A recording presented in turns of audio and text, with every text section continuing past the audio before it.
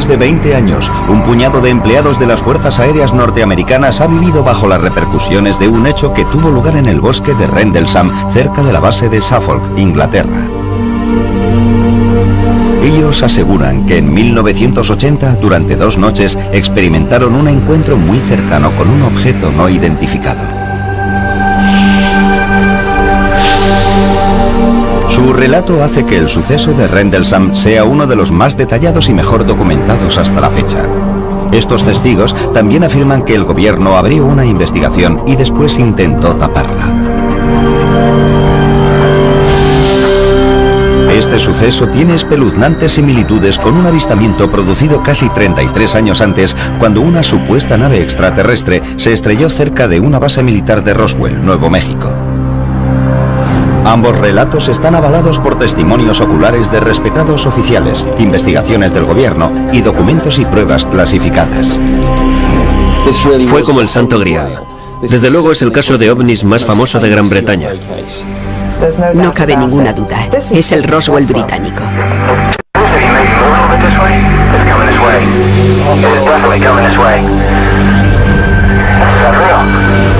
¿Qué fue lo que realmente sucedió en el bosque que rodea las bases aéreas de Woodbridge Bentwaters en diciembre de 1980?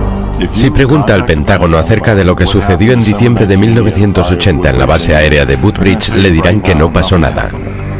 La gente tiene que salir y contar algo. Sucedió y fue auténtico. Alguien más estuvo en el bosque de Rendlesham en 1980. El Roswell británico. Esta es la base de las Fuerzas Aéreas Británicas de Bentwaters. Situada a 110 kilómetros al nordeste de Londres, este ahora tranquilo lugar fue en su día una instalación militar altamente sofisticada. La función básica de las dos bases era ayudar a la OTAN en caso de que se produjera una guerra en Europa.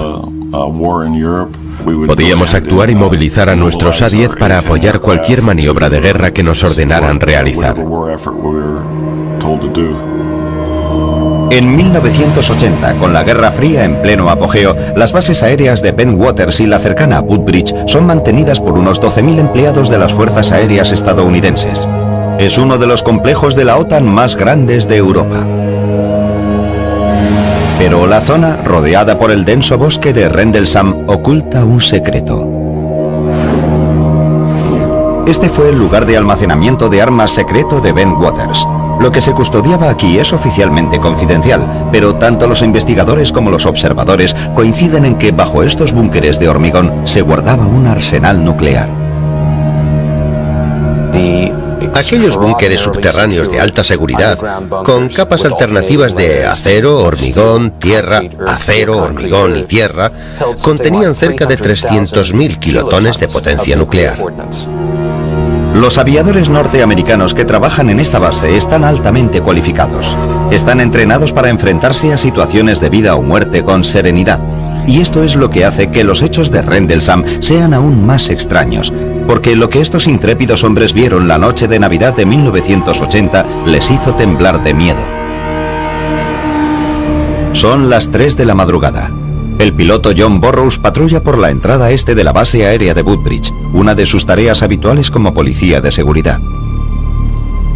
Seguridad se encargaba de las pistas, el almacenamiento de armas y cosas así. Controlábamos la entrada a la base. Este joven de 20 años de edad lleva casi 2 en las Fuerzas Aéreas y ha estado destinado en Bentwaters durante casi año y medio. Hoy apenas hay mucho más que contemplar que las estrellas en el cielo. Hacía bastante frío. La noche estaba muy despejada, apenas había nubes, pero sí había un poco de niebla. Mientras camina, Bud, su superior, se acerca en un vehículo. Me siguió un trecho y me dijo que diéramos una vuelta. Los hombres se dirigen hacia el bosque de Rendlesham. De pronto, el sargento Stephens observa una extraña luz entre los árboles, lejos de la carretera. Y dijo, vaya, ¿es eso normal? Yo miré hacia afuera y había un resplandor muy curioso en el bosque. Le dije, no, eso no es normal. Burroughs no las tiene todas consigo. Teníamos una sensación de peligro, de que algo no iba bien. Había diferentes luces de colores que parpadeaban intermitentemente. Alarmados, los hombres regresan apresuradamente a la base para llamar a la sala de control desde un teléfono seguro. no quieren transmitir esta información por sus emisoras de radio. Ante la insistencia de Burrows, la llamada es trasladada al control central de seguridad de la base. El comandante que está al mando envía al sargento Jim Peniston, de 26 años, al lugar. Peniston es policía de seguridad de las Fuerzas Aéreas desde hace 7 años. Me dijeron que tenía que acudir a la entrada sur porque había un problema. Yo pregunté qué tipo de problema y él me dijo, prefiero que el vigilante que está allí se lo cuente. Y yo respondí, bueno, ¿no puede esperar? No, tiene que ir allí inmediatamente. En pocos minutos, Peniston y su chofer llegan a la entrada este. Burrows y Stephens dirigen su atención hacia el bosque. Vi unas luces multicolores, amarillas y rojas. Estarían a unos 200 o 300 metros. A simple vista parecía que se había estrellado un avión. Ese color tiene el titanio y el carburante cuando arden. Peniston vuelve a llamar a Seguridad Central y obtiene permiso para investigar un posible accidente de aviación. Si se trataba de un accidente, podíamos acudir a prestar ayuda y establecer un cordón de seguridad. Siguiendo el procedimiento habitual, el sargento Peniston intenta recopilar toda la información de Bud Stephens. Yo le pregunté, bueno, ¿has oído cómo se ha estrellado, Bud? Y él me dijo, no, no se ha estrellado, ha aterrizado. Stephens está demasiado asustado para colaborar en la investigación. Regresa a su puesto mientras Burrows y Peniston continúan sin él. Poco después, salen rápidamente con el chofer y se dirigen hacia la misteriosa luz. Cuando la espesura les impide avanzar con el vehículo, Burrows y Peniston siguen a pie. Caminan unos 50 metros y perciben fuertes interferencias en sus radios. Cuanto más nos adentrábamos en el bosque, más interferencias había y más nos costaba mantener el contacto. De pronto, el sargento Peniston nota una descarga eléctrica en el aire. No era la primera vez que estaba en una situación apurada y ya conocía esa sensación de adrenalina. Pero esto era algo diferente. Se notaba en la ropa, en la cara, en el pelo. Cuanto más se acercan a la luz, menos parece un accidente. No olía a humo. Estaba demasiado tranquilo. Tan solo parecía una bola de luz. Llegamos hasta un claro del bosque y allí estaba. Era como una luz brillante que iluminaba toda la zona. Era casi cegadora. El sargento Peniston se acerca a casi 1 metro del objeto y la luz se apaga un poco. Mientras su vista se adapta a la iluminación, le cuesta comprender lo que está viendo. Me considero una persona racional. Quería una explicación racional a lo que estaba pasando, pero no la encontraba. Peniston saca unas fotografías con su cámara militar. El objeto tenía forma triangular. Mediría unos 3 metros de ancho y 2,5 de alto. No podía distinguir la parte trasera de la delantera. No tenía motores por ninguna parte, ni cabina de piloto, ni nada por el estilo. El exterior del objeto era completamente liso. Entonces da una vuelta alrededor del objeto y apunta su descripción en un cuaderno. Estas son las notas que escribió aquella noche. Superficie de tipo desconocido. Identidad desconocida. No presenta tren de aterrizaje. No emite ningún sonido, pero parece estar en funcionamiento. La letra de Peniston cambia apreciablemente al acercarse al objeto. Tenía problemas para describir el objeto. No paraba de decir desconocido. Hasta tengo problemas para entrever lo que apunté aquí. Cuando se acerca lo suficiente, extiende la mano y toca el objeto. El material del objeto era liso, como el cristal. Era cálido al tacto, pero no caliente. No había luces sobre la superficie. De alguna forma formaba parte del material del objeto. En la parte frontal del objeto, Peniston observa unos extraños símbolos. También los copia en su cuaderno. Eran como unas marcas.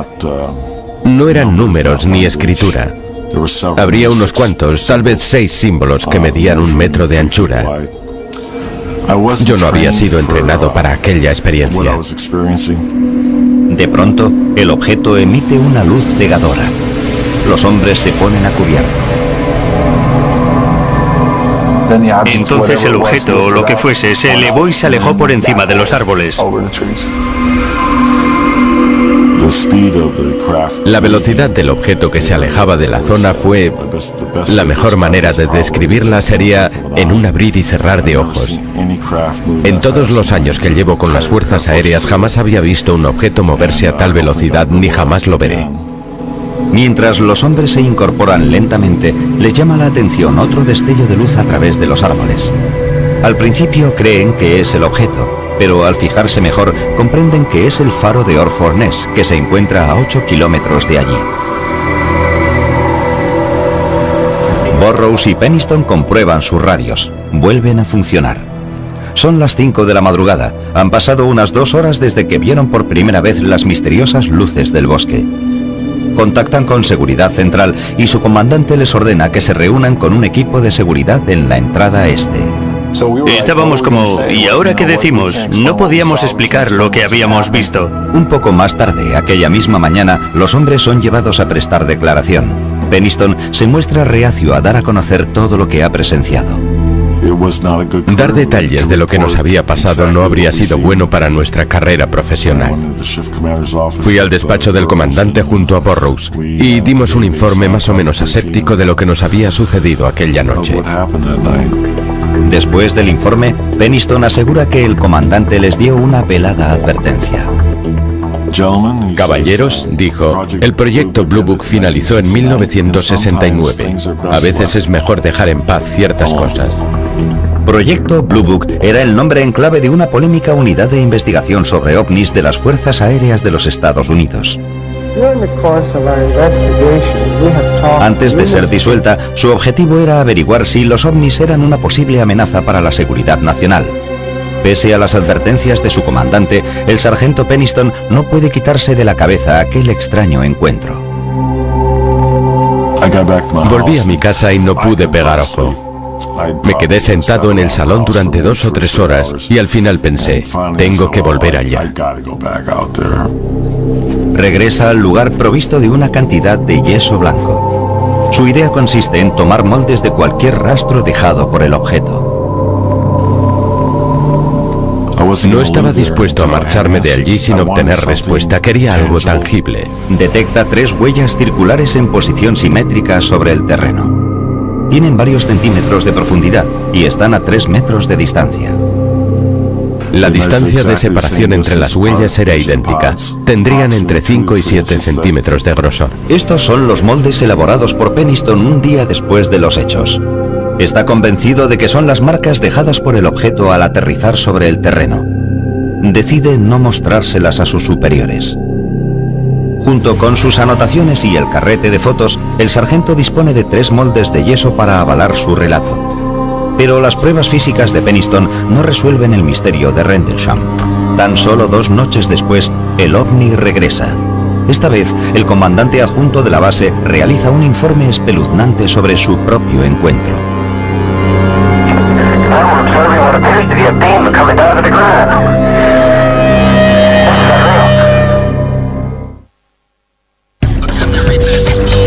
Finales de diciembre de 1980. Los avistamientos de objetos misteriosos en el complejo militar de la OTAN Woodbridge-Bentwaters han puesto nerviosos a muchos aviadores. Estos extraños encuentros comenzaron la noche del 25 de diciembre, cuando varios aviadores declararon haber visto luces poco comunes. A primera hora del día 26, 2 hombres aseguraron haberse acercado a escasos centímetros de un objeto que había aterrizado en el bosque cercano.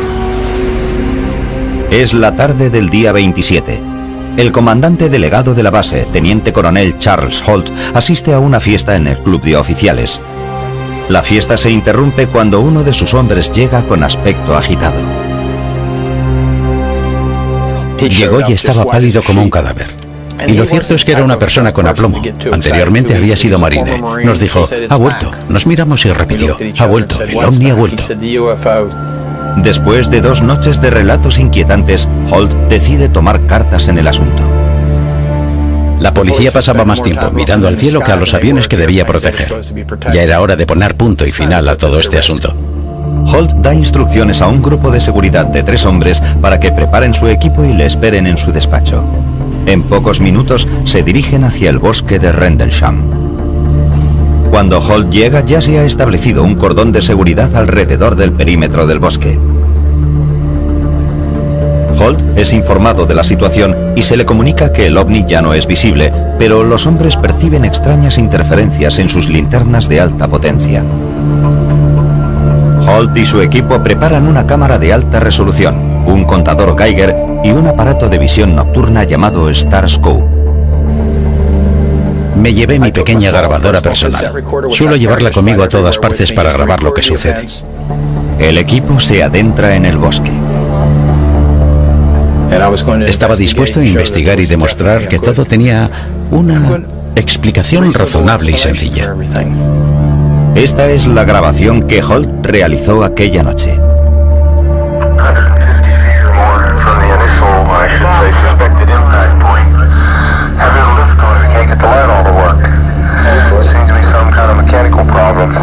Aparte de los problemas con las linternas, el equipo de Holt se tropieza con el mismo tipo de interferencias de radio percibidas por Burroughs y Penniston la noche anterior.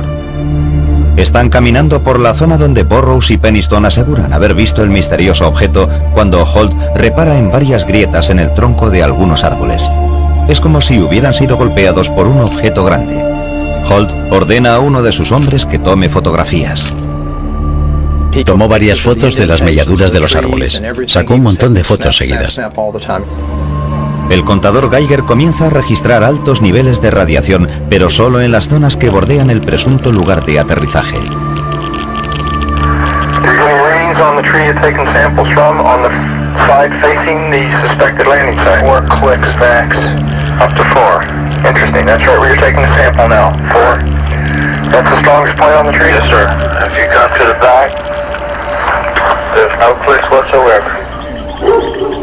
De pronto, unos sonidos hacen vibrar el bosque.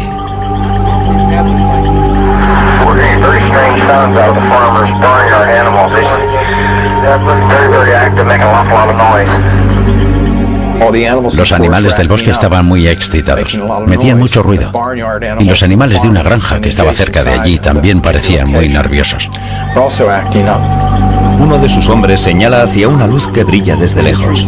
Con su grabadora en marcha, Holt recoge cada instante de este suceso.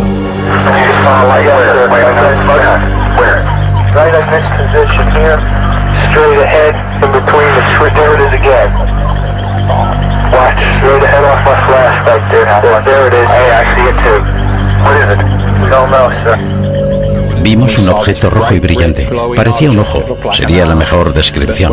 Era rojo brillante y tenía un centro oscuro. Parecía estar parpadeando.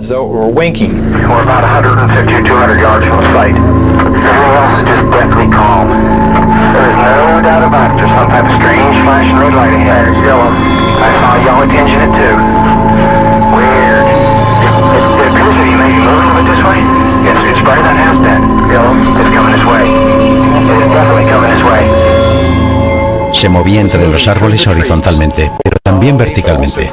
En otras palabras, se movía en zigzag entre los árboles y goteaba. Yo lo definiría como metal fundido. Holt y sus hombres persiguen el objeto hasta una campa cercana. Conforme nos acercábamos, se alejaba. Se alejó de nosotros hacia la puerta del granjero y permaneció allí unos 20 o 30 segundos. Tal vez un poco más.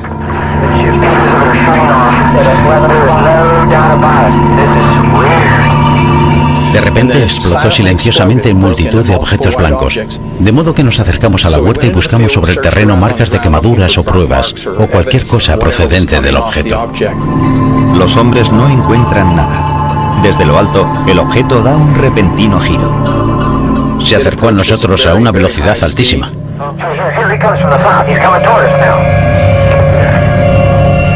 Se detuvo sobre nuestras cabezas y nos envió un rayo. Yo lo definiría como un rayo láser.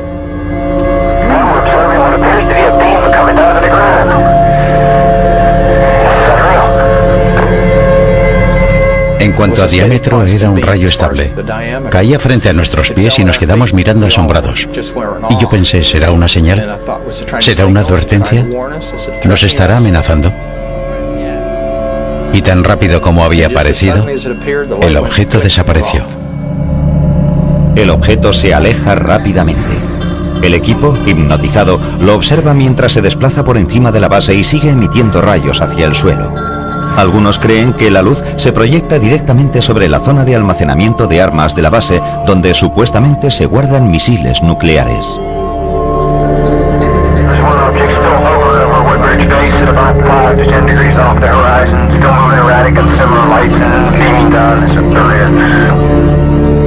En este momento la cinta de la grabadora se acaba. El objeto sigue volando en la distancia, pero Holt y su equipo no saben qué hacer. No existe un protocolo para lo que acaban de presenciar. Desconcertados y cansados, los hombres regresan a la base. El aviador John Burroughs, que había visto el ovni 2 noches antes, llega al lugar junto con el sargento Adrián Bustinza. A Burroughs le preocupa el comportamiento de los hombres que regresan del bosque. Se sentían extraños, no lo sabría decir. Estaban alterados. Tras una breve conversación, Burroughs descubre una luz azulada que brilla en la misma zona que Halt acaba de examinar. El aviador está decidido a seguir investigando. Empecé a insistirle: vamos, coronel, déjeme salir a ver, quiero ver lo que es. Al final me dio autorización y Bustinza y yo fuimos allá a observar con más detenimiento.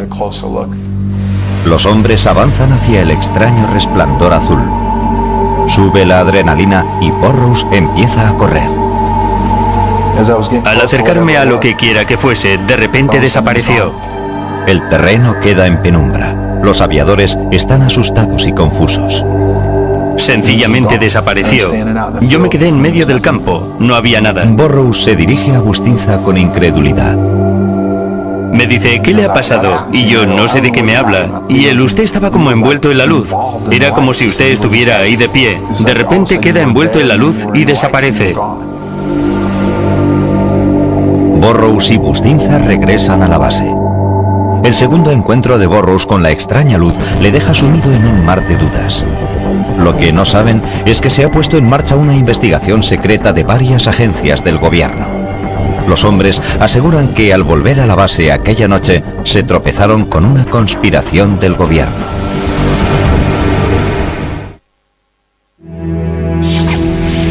Enero de 1981.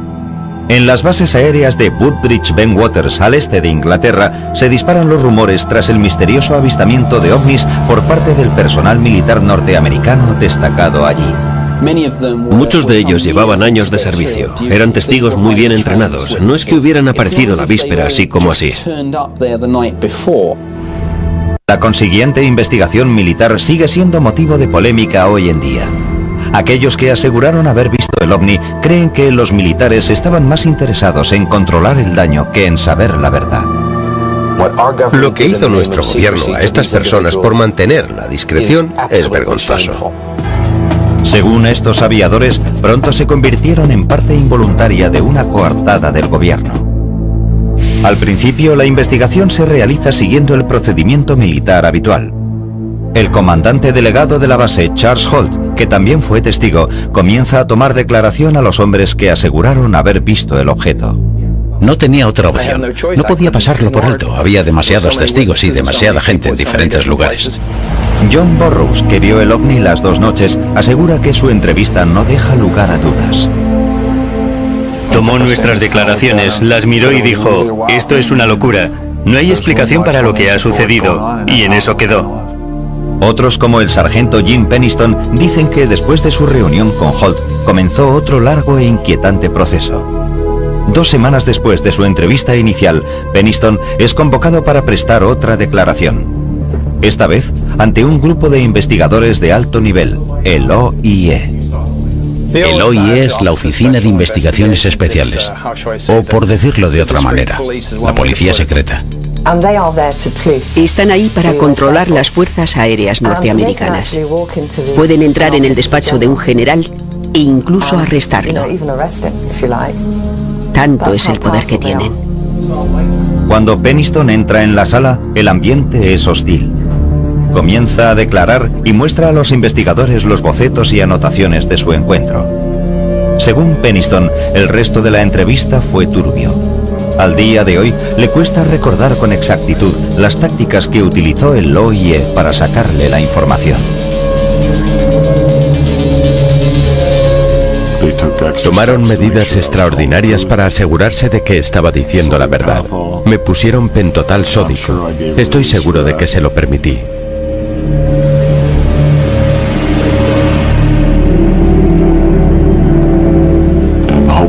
Esperaba que creyeran que lo que decía era la verdad. Pienso que les di mi permiso para que lo hicieran.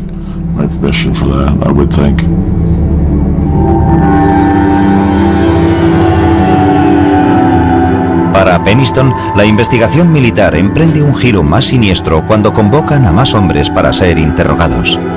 Poco después de los hechos, el sargento Adrián Bustinza, que había acompañado a John Burroughs al campo, es conducido a una habitación en el sótano de la base para ser interrogado. Incluso hoy, Bustinza se niega a hablar públicamente sobre los sucesos de aquella noche. Pero la escritora Georgina Bruni asegura que posteriormente le hizo varias confidencias. Le dijeron, escuche, lo que usted vio fue la luz del faro. Y él contestó, no, vi mucho más que eso. Y ellos, usted no nos está entendiendo, ¿no? Y lo retuvieron hasta que aceptó reconocer que lo que había visto era el faro. Entonces le dijeron, las balas son muy baratas, 10 céntimos la docena. Entonces es cuando él dijo, vale, fue el faro. Otros testigos también aseguran que les obligaron a cambiar su relato sobre el ovni. Nos dijeron que teníamos que tratarlo con confidencialidad absoluta. Y así fue, nunca hablamos de ello. Según Burroughs, es evidente que el gobierno oculta algo. Poco después de su interrogatorio, Burroughs vuelve a su puesto de guardia. Mientras realiza sus rondas, comprueba que en el bosque hay una actividad frenética.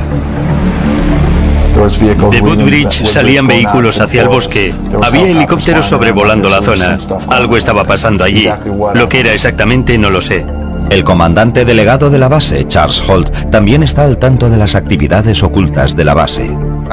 Me enteré por algunas personas que al día siguiente había llegado un avión lleno de gente y que se habían dedicado a investigar a fondo.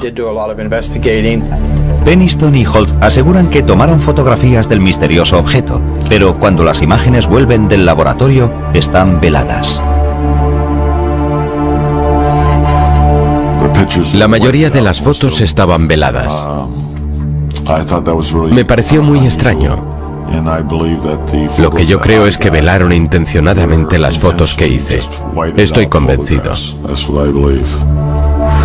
Incluso el teniente coronel Holt, el testigo de mayor rango, cree que los militares le ocultan algo. A medida que prosigue la investigación, le solicitan que redacte a máquina un informe basado en sus entrevistas con los demás testigos y lo entregue a sus superiores. Holt cree que este documento será compartido con el gobierno británico. Holt hace lo que le ordenan y entrega un informe bajo el título Luces inexplicables. Escribe: los individuos informaron haber visto un extraño objeto brillante en el bosque. El objeto fue descrito como de apariencia metálica y de forma triangular. No es un informe definitivo. Muchos de los detalles faltan o son incorrectos y las descripciones a veces son vagas.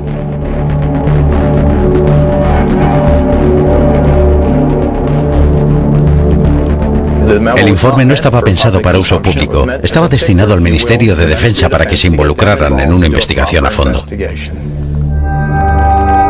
Sus superiores archivan el informe y las extrañas luces ya no vuelven nunca más a la base. Los rumores sobre la nave extraterrestre acaban diluyéndose. Durante 3 años el público no tiene ningún conocimiento de lo que sucedió en las bases aéreas. Pero en 1983 aparece un nuevo testigo con sorprendentes declaraciones acerca de un encuentro con un ovni. El misterio de Rendlesham se vuelve más profundo.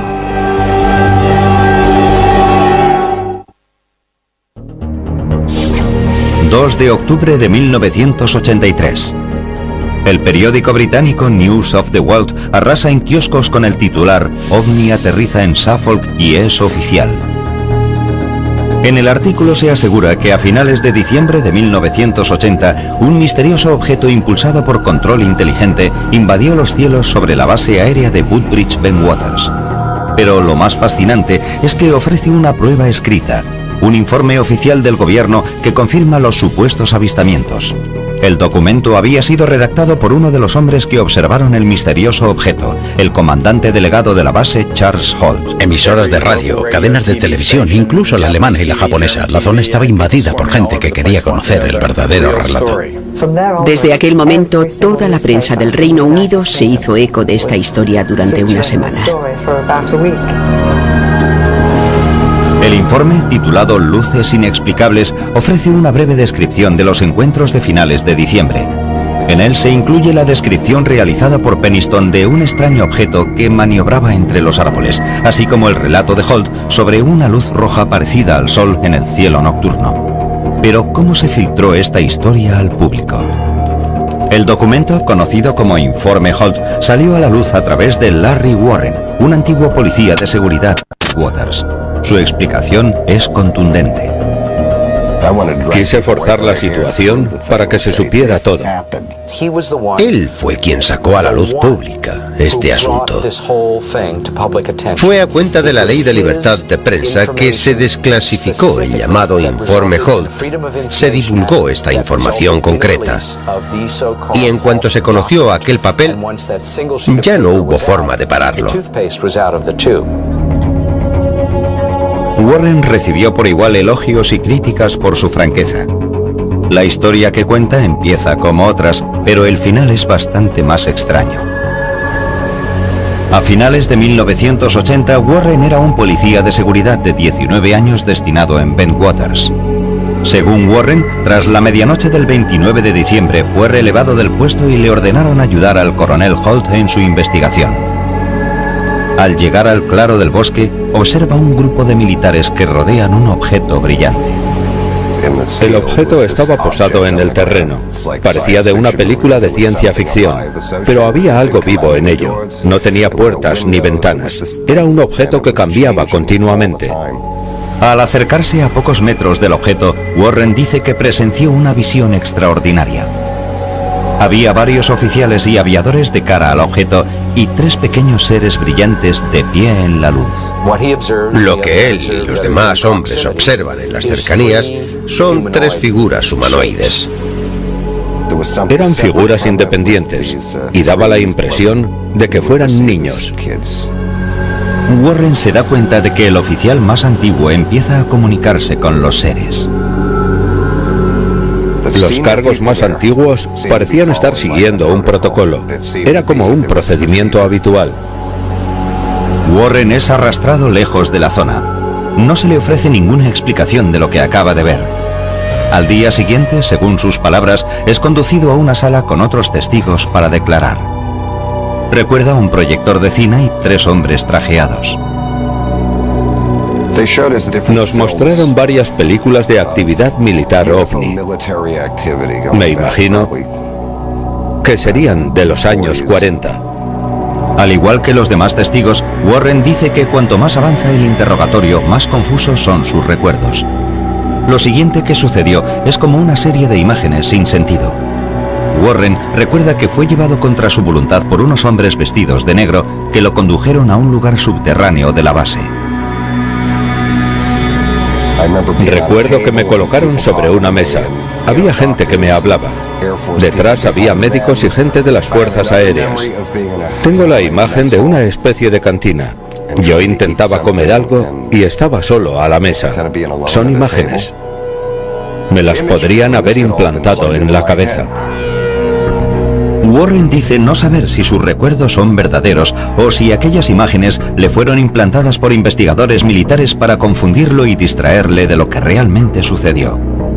Tras conocerse los sucesos de Rendlesham, las acusaciones de Warren ponen furiosos a otros testigos.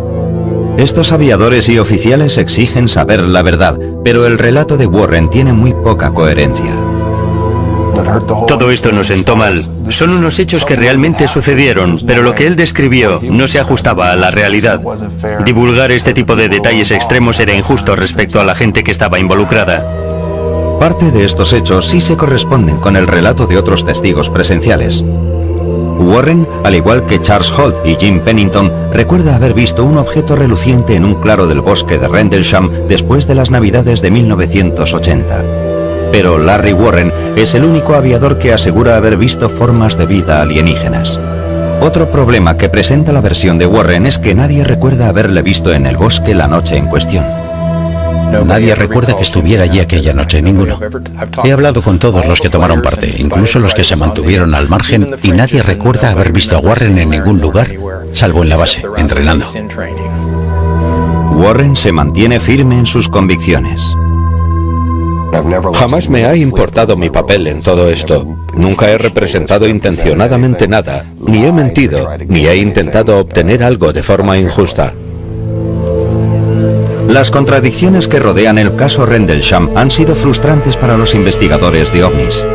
Hay muchos testigos fiables, pilotos entrenados para ser buenos observadores y permanecer tranquilos en situaciones extremas, pero las discrepancias entre sus versiones son demasiado llamativas. En los años siguientes, los investigadores luchan por desentrañar el misterio. En 2002, unos documentos desclasificados del gobierno arrojan nueva luz sobre aquellos misteriosos sucesos del bosque de Rendlesham.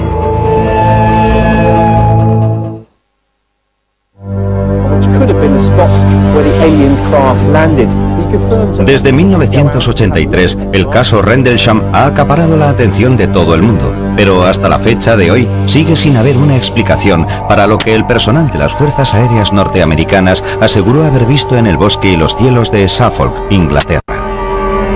Algunos expertos que han revisado los informes de las extrañas luces y la nave brillante han llegado a la conclusión de que se trata de una simple ilusión óptica. James McGaha, general retirado de las Fuerzas Aéreas, se enteró por casualidad.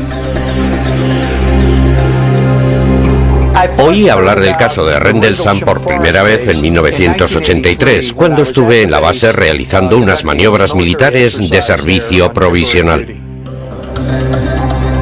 En su recorrido descubre que a 8 kilómetros de las bases, a orillas del Mar del Norte, se encuentra el faro de Orford Ness. McGaha cree que los testigos confundieron este faro con un ovni. En una noche fría y oscura de diciembre, el faro proyecta su luz a través de los árboles. Este brillante foco de luz se cuela entre los árboles y puede producir efectos ópticos muy curiosos. La luz se dispersa por los árboles. John Burroughs sí menciona el faro en su primera declaración ante sus superiores. En el informe dice que una vez desaparecidas las misteriosas luces, pensó que el faro era otro objeto, pero rápidamente se dio cuenta de su error. Quiero dejar algo bien claro. Por mucho que alguien quiera distorsionarlo, si se lee el informe, sobre todo el mío, se hace una distinción entre lo que vimos al principio y la luz del faro que vimos posteriormente. En ningún momento de mi declaración pone que creímos que la luz del faro era el objeto. He hecho una exhaustiva investigación en torno a este faro. Podríamos pasar horas discutiéndolo, pero es imposible que la luz de un faro viaje 8 kilómetros entre los árboles y lance rayos sobre el suelo. Definitivamente, no pudo ser el faro. Pero McGaha asegura que hay otra explicación para las luces del cielo que nada tiene que ver con los ovnis. La noche del 25, hacia las 9:30, un satélite Cosmos volvió a entrar en la atmósfera terrestre. Seguramente tendría un aspecto de bola de fuego, como un meteoro muy brillante. Durante casi 20 años, escépticos y creyentes han seguido buscando respuestas. En 2002, en parte gracias a investigadores como Georgina Bruni, el gobierno británico desclasifica una nueva partida de archivos. Los documentos proporcionan nueva información sobre el caso, pero también suscitan nuevos interrogantes. Una cosa sí queda clara. El gobierno británico investigó los misteriosos avistamientos en 1981. Este hecho parece demostrar que los investigadores militares no creían que los avistamientos fueran provocados por un faro o un satélite. Pero los archivos también revelan los puntos débiles de la investigación. Descubrimos que parte de las instalaciones de radar eran defectuosas. Las cámaras no funcionaron la noche en cuestión o tuvieron un problema y no había película. Entonces los investigadores basaron sus pesquisas en el informe escrito original del teniente coronel Charles Holt. En su documento declara que el primer suceso ocurrió el 27 de diciembre, pero en realidad los avistamientos empezaron el 25 de diciembre. El error de Holt ha provocado que los investigadores examinaran las noches equivocadas durante 20 años. Para Nick Pope, oficial del Ministerio de Defensa, es una revelación frustrante. Posiblemente se trataba del suceso ovni más importante que había tenido lugar jamás en suelo británico. Pero no solo las fechas estaban mal, se había perdido un tiempo precioso. Por otra parte, se han apartado muchos de los archivos desclasificados en 2002. Los investigadores confían en que los gobiernos británico y estadounidense faciliten más información, incluyendo las fotografías sacadas por el personal de las Fuerzas Aéreas la noche de los avistamientos. Estas son las únicas imágenes que quedan de la investigación. Muestran a las autoridades examinando el supuesto lugar de aterrizaje, pero no hay rastro de objetos extraños. La postura oficial de las Fuerzas Aéreas norteamericanas es que los sucesos no suponen una amenaza para la seguridad nacional. Para muchos, esta afirmación no es cierta. En la base se guardaban armas nucleares. Los informes de naves no identificadas tendrían que haber despertado la alarma entre los militares. Hubo algunos objetos que sobrevolaron la zona de almacenamiento de armas y proyectaron luces sobre el terreno. ¿Eso no es importante para defensa? Los escépticos se hacen la misma pregunta, pero en sus mentes retumba la respuesta de los militares. Los ovnis no visitaron el bosque de Rendlesham. Esto sucedió durante la Guerra Fría. Hay que comprender que la seguridad en las bases era bastante estricta. Cualquier cosa que pudiera suceder cerca de la línea de vuelo, donde se mantenían aeronaves de enorme valor táctico y económico, o en zonas de almacenamiento de armas, habría desencadenado una reacción inmediata en toda la base. Todo el mundo se habría levantado para responder a algo así, y desde luego eso no sucedió. Incluso Charles Holt, el comandante delegado, se siente frustrado en su búsqueda de respuestas. Sigo insistiéndole al jefe de escuadrón Morland, el oficial de enlace británico, para que me dé una respuesta. ¿Es que a nadie le interesa? Tengo la sensación de que es un asunto que han dejado abandonado, sin que nadie se haga cargo de ello. A pesar de que ellos siguen presionando al gobierno para que facilite más información, algunos investigadores creen que los archivos que faltan y los primeros errores cometidos en la investigación militar pueden hacer que el misterio de Rendlesham permanezca sin resolver. Esto es así en cualquier investigación. Si no se aprovechan las primeras 24 horas para recabar toda la información, las posibilidades de éxito se reducen rápidamente. El problema del incidente de Rendlesham es que se produjo durante el periodo navideño. Buena parte del personal de la base estaba de vacaciones. Creo que hubo un vacío en la toma de decisión. Para los hombres involucrados en el caso Rendlesham, la información recientemente desclasificada no es suficiente para dar carpetazo al asunto. Por ahora, poseen las escasas y misteriosas pruebas que quedan de su extraño descubrimiento. Los moldes y dibujos de Peniston, la grabación de Holt,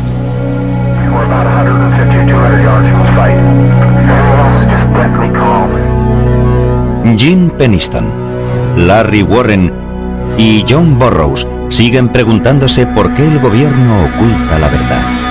Hay una cadena de mando, hay una cadena de custodia, se guarda registro de todo, y en este caso han hecho como si todo se hubiera volatilizado. Creo que técnicamente nosotros también somos parte de la tapadera, seguramente porque dimos un informe inicial muy aséptico. Como solía decir John Lennon, una conspiración de silencio habla más alto que las palabras. Y eso es un hecho, y mientras pueda, seguiré insistiendo a la gente, y seguiré gritando a los cuatro vientos. Esto es lo que ocurrió. Juzguen por ustedes mismos. En Norteamérica todo el mundo ha oído hablar de Roswell. Aquí solo los investigadores conocen el caso Rendlesham, pero a mí me parece que este caso es mucho más importante que el de Roswell. Podría ser el suceso ovni más grande de todos los tiempos. Merece un lugar destacado, merece ser conocido por el público. La gente todavía me pregunta qué fue lo que pasó. No lo sé. ¿Qué fue? La verdad es que no lo sé. Ni idea.